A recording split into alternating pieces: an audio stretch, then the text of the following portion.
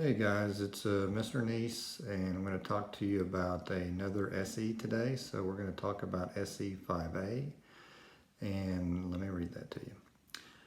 Analyze the impact of progressive era reforms, including initiative, referendum, recall, and the passage of the 16th, 17th, 18th, and 19th Amendments. So we get the progressive era. This is the era following the Gilded Age, where we've had all the growth and industrialization.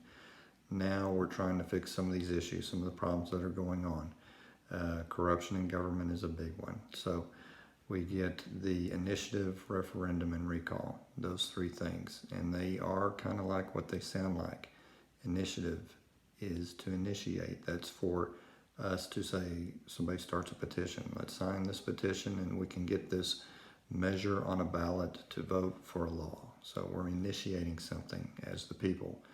That's the initiative. So getting somebody to sign something, to want to make something legal or illegal, and getting it onto a ballot so we can vote for or against that. So that's initiative. Referendum. Referendum is the actual act of voting for that. So if, say the initiative starts, get enough signatures, now it can end up on the ballot to vote, whether it's to be a law. That vote is the referendum, okay? Then the last one is recall. So recall is, we're not happy with our public official, our elected official, so we want to get them out.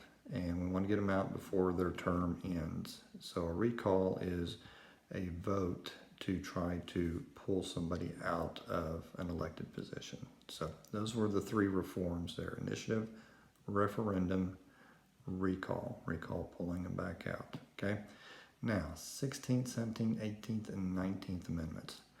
Let's start with the 16th. Okay, 16th, we get the federal income tax.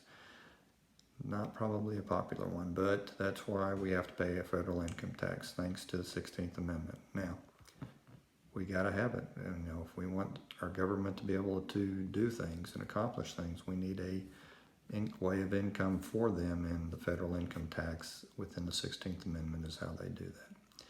17th Amendment, we get the direct election of senators. Prior to this, they were elected by the state legislatures. So the Texas state legislature would pick two people to be our senators. And that became very corrupted throughout the country because it makes it easy for somebody, you got a small group of people to influence so that you can be a senator. So with this amendment, we get the direct election of senators, meaning we, the people, get to vote for the senators. So another reform. 18th Amendment, this is an effort to, this is prohibition. This is an effort to make alcohol illegal. It is making the manufacturing, sale, and distribution of alcohol legal. Interestingly, it doesn't say anything about consumption in it, but it makes alcohol illegal until it's repealed later with a later amendment.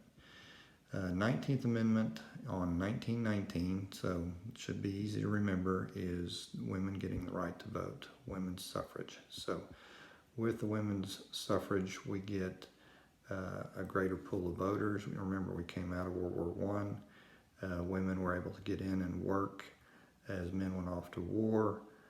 Greater empowerment there. It had been something that had been worked on for many years with many suffragettes. And in 1919, it's successful, and now women have the right to vote. So that covers 5A on the progressive era reforms coming out of the Gilded Age. It kind of gets paused a little bit with World War I. Wars tend to make efforts domestically go to the side while we focus on a war. But still, the 1919, even though that's coming off at the end of the war, past the war, we still have one other progressive reform in that one. So that's it for this one.